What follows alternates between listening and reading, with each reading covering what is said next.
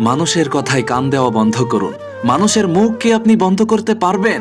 এই দুনিয়ার সবথেকে বড় রোগ হলো লোকে কি বলবে।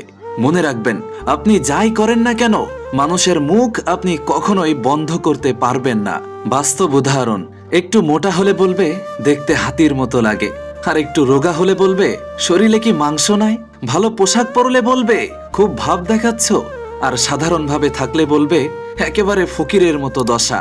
আপনি সফল হলে বলবে ভাগ্য ভালো ছিল, আর ব্যর্থ হলে হাসাহাসি করে বলবে তোমার দ্বারা কিছুই হবে না।